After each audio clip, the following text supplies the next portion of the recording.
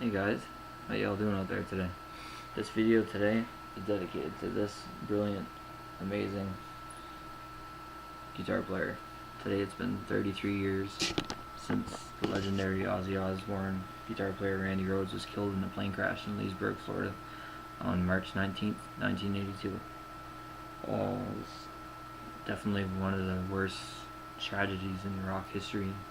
Such a huge loss whenever Randy Rhoads passed. He's gone on to inspire generations and generations of musicians.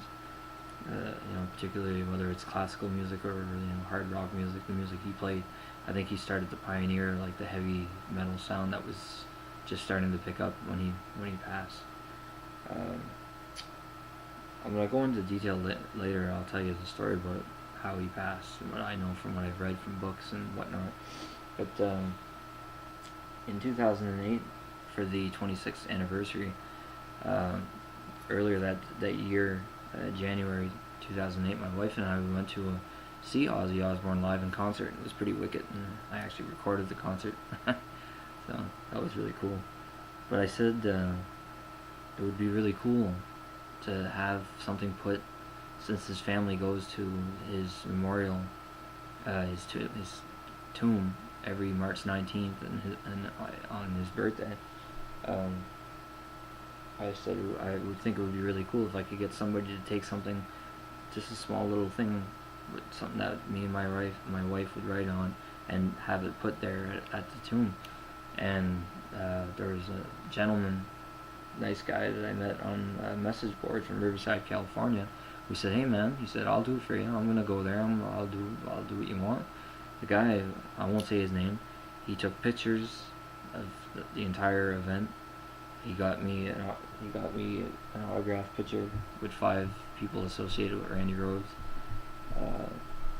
and he did all this free of charge. He just really nice guy. So actually, wait, I'm gonna show you here some pictures. This here, let's see here. That's a picture of Randy's tomb. And right here is a piece of paper. There's that picture. There's this picture. And every year right there, hard to see because of the light, is a flower and a cross that says, "We love you, Randy. Loved Sharon and Ozzy." And then a little bit more close up, next to their heart, you see right there, that person put that note.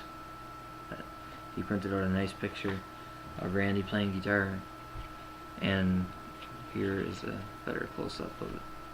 Just a second here. There's another view.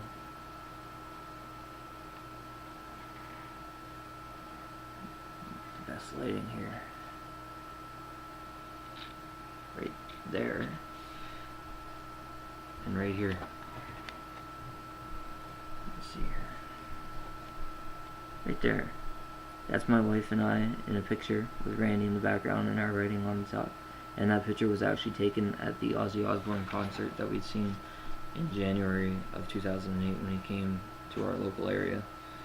And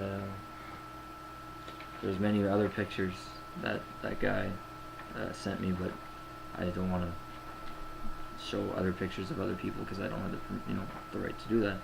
And this was given out at the memorial service, March 19, 2008. It was basically advertising a tribute show that was happening. He sent that with me. They were giving this out. On the back it has info about what happened with Randy and a short biography. But what's really nice is this. This is basically what my wife and I had said. It says, "God bless you, Randy Rhoads. You live on in our hearts and minds forever. R.I.P. Love, Aaron P. Ann." I won't say my wife's name. "Where we live, Canada, March 19th, 2008. My wife and I only got married in August of 2008. So, camera's me. So here, he sent this back to me, and it's autographed by, let's see here, so I just get a better picture. Right here was Jody's girlfriend at the time, Jody, Vigier. I thought her name was Jody Raskin, but I believe that's her maiden name, Vigier. Sorry if I'm wrong. Apologize. And this is, I believe, was Lori Holland, who she I believe was the one who created the famous bow ties that Randy would wear when performing the Quiet Ride. And here is Randy's mother, Dolores Rhoads. Really, really nice. And here is Randy Rhoads' sister, Kathy Rhoads D'Argentio. And right here, hey bro, Kelly Garni. And I treasure this very much. It's very, very special to have. It would have been nice to get Randy's brother Kelly on there too, but still, nonetheless, that guy took the time to do that for me, because for me, where I live, I'm here in Canada, and Canada is over here, and then you go down. So it would take me probably 5 days to get to Randy Rhoads' tomb. So this man did that for me, and it was quite an amazing gesture. What else do I have here? And this is something that I got a long time ago. I think I got it off eBay. It's a tour ticket from February 11th, 1982. Market Square Arena, Indianapolis, Indiana. Sunshine Promotion presents Ozzy Osbourne with special guest UFO, February 11th, 1982. Now this is 19 dates before Randy died on March 19th. I think it was 19 or 20. I believe there was a canceled date between February 11th and March 18th. His last show in Knoxville, Tennessee. But yeah, this ticket is, it's kind of, you know, part of history, part of the Randy Rhoads legacy, because you don't see too many tickets. And I believe a couple of years ago I was asked if I wanted to sell it, because somebody was trying to collect as many original tickets from Ozzy shows, and that was on the second, no, it was the first leg of, I believe, of the Diary of a Madman tour in '82. Actually, no, now that I think about it, it was probably this. Yeah, it was the second leg of the tour. Just 1 second here. So yeah, Randy Rhoads was killed on March 19th, 1982, and we all know how Randy came to die, to pass. Sorry. Basically, when they arrived in Florida on the morning of March 19th, 1982, the band's bus driver, Andrew Aycock, I believe was his name, took it upon himself to go to this place. They stopped at this place and apparently needed to get something for the bus or something like that. And he was a pilot, and he, without permission, took up I believe it was a 1955 Beechcraft Bonanza airplane, and he was just, you know, he took it up, you know, and just nothing fancy or anything like that. I believe the first time he went up, the keyboard player, Don Airy, and I believe their tour manager at the time, his name I can't remember right now, went up with them, and they went up and everything was smooth, you know, nothing happened. So apparently, I guess he came onto the bus where everybody was sleeping because it was early in the morning, and he said, "Does anybody want to come up, you know, for a ride?" And Randy said, "Yeah, I'll go up." But apparently Randy Rhoads was very, very scared of heights, and nobody could figure out why he went on the plane. They say that he went to take some pictures, thought he could get some really nice pictures because he liked taking pictures of where he was and whatnot. And he tried to get bassist Rudy Sarzo awake to go on up with him. And I've read so many times over and over again in Rudy's book that he put out, I believe, in 2005 or 2006. I don't know why I forget the date. I've read it so many times. He said to Randy, he said that, you know, I don't think he's been driving a bus all night. You know, a long journey from Knoxville, Tennessee to, you know, Florida, where they were. Leesburg, Florida. And he said to Randy, you know, I don't think that guy has the right to be flying a plane when he's been up all night driving a bus. But Randy, I guess, said to Tommy as he walked out, okay, well, you're going to miss it, miss the fun. And their seamstress, their wardrobe girl, the girl who cooked their meals and whatnot, was Sharon's best friend, I guess, who was 58, I believe. Randy was only 25. She agreed to go up too, but she agreed to go up on the condition that he wouldn't do nothing crazy. Excuse me here. It would be nothing fancy, because she had a heart condition. So he said, yeah, no, nothing fancy, just go up and, you know, take a few passes around and then we'll land. Now there's several accounts from different people. I mean, people say that for some reason, the bus driver, his ex-wife, was on the bus. I don't know the details of that or whatever. Some people say that he seen her at the bus and wanted to kill himself and kill her and crashed the plane into the bus. But he made 3 passes, I believe. You know, come down right close to the bus and went right up and whatnot. Some people, I believe the tour manager was watching, and some say that there was a struggle on the plane, but I don't know. I don't really believe that, because I mean, that's how you gonna see that so high in that type of plane. I can't really see a struggle. You know. But on the 4th time, whenever the plane came down, the left wing clipped the bus, and they're going about 150 miles per hour, and that's pretty fast. And I believe they were about 10 feet above the ground. So he just came too close, and he clipped the side of the bus and smashed up all the bus, and he kind of careened the plane, and the plane's wing severed a pine tree, completely severed it, and it crashed into the garage of this big, nice mansion-style house. Crashed and burst into flames. 2 cars were ignited. Everything was just a mess. I mean, you can see a clip on YouTube. It was just a total mess. Like they say that they died basically on impact with the bus, which is good, because when you think about the hell that enveloped afterwards, Randy had to be identified by his jewelry, the pilot by dental records. Later, toxicology reports indicated that nothing stronger than nicotine, I believe, and Randy, I believe he had a cold. He had a really, really bad cold. He had cold medication, I believe, in his system, but that's the only thing he had in his system. But it was later found that the pilot had cocaine in his urine whenever they did the toxicology results. So basically, Randy Rhoads just went up for, you know, to take a few pictures in, you know, in this, just something that he just thought would have been just calm and go on up, come down. You know, he never thought that it was going to end his life. And then the career of one of the greatest guitar players who ever graced this earth. I mean, it's sad the way he died. He had no part in his death.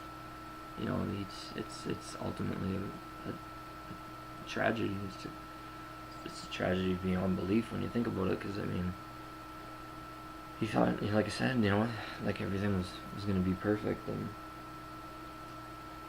so yeah, he passed so young. He was only 25 years old, and me, I'm 32, and I'm going to be 33 this year. So I was born the year he died. He died in March of '82. I was born in December of '82. So 9 months, almost to the day later, I was born. But Randy's inspired a generation, and another generation, and a new generation. You know, he went to Jackson, or Charvel, you know, Grover Jackson in 1980. with the design of what we now know as the Randy Rhoads, the Concord, or the offset V, that was first produced in 1980. And we've seen Randy in pictures playing these guitars, and Jackson makes them to this day. In fact, you've seen me play mine that I have right here in many of my videos. Jackson. So this guitar right here is basically the entry model to the Jackson Randy Rhoads collection. This is a JS30RR, I believe it is. I've kept it in pretty mint condition. I bought it in 2005, so it's almost like 25 years later after Randy Rhoads came to Grover Jackson with the dream of having this type of offset V rather than a typical flying V. And I've kept it so pristine that the plastic is still here on the headstock piece for the truss rod cover. So yeah, I don't play this guitar as much as I probably should. But,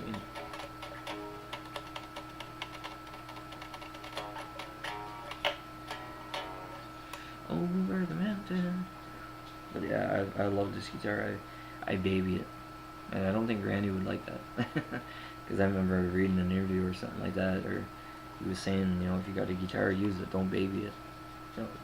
Turn that up and crank it.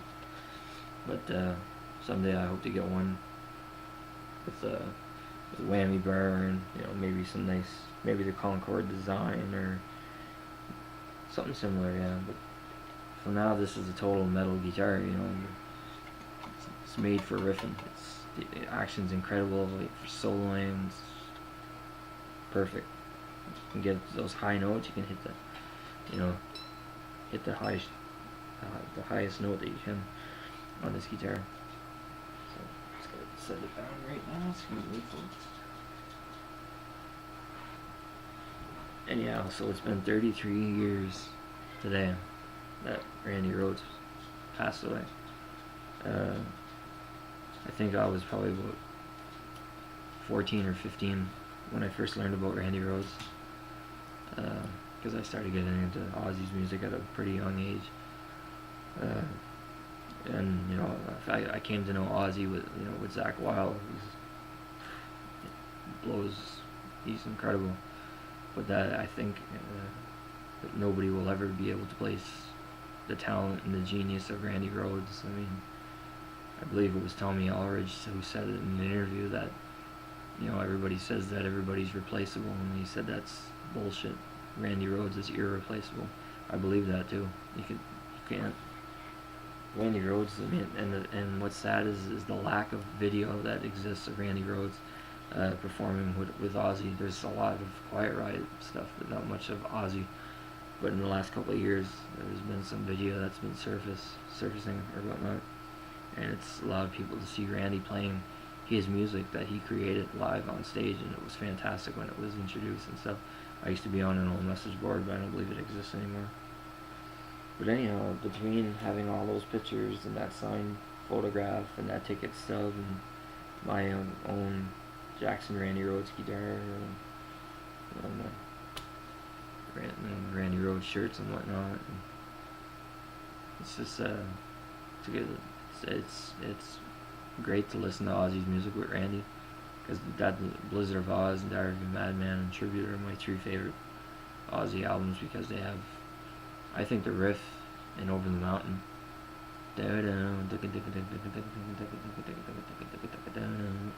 That riff, for me, that riff and that solo even set the tone for 80s metal.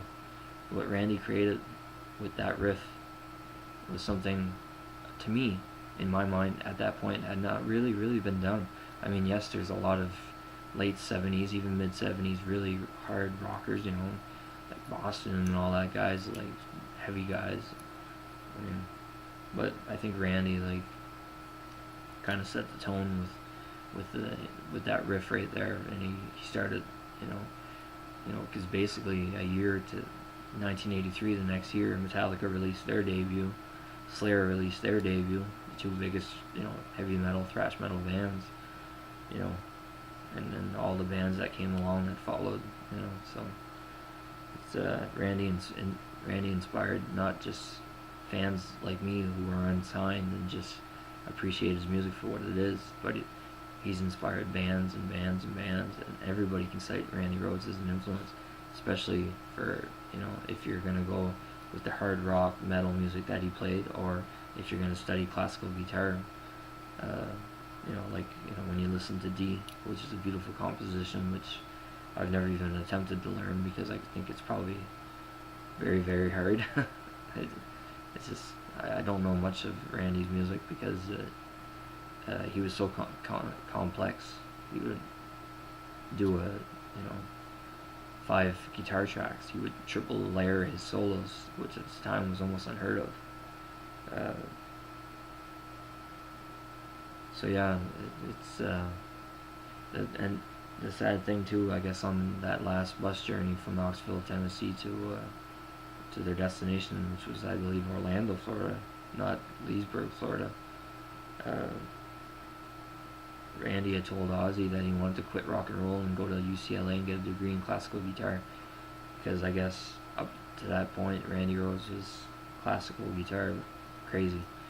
He was, every town they went, he looked in the yellow pages for a classical guitar lesson. He'd book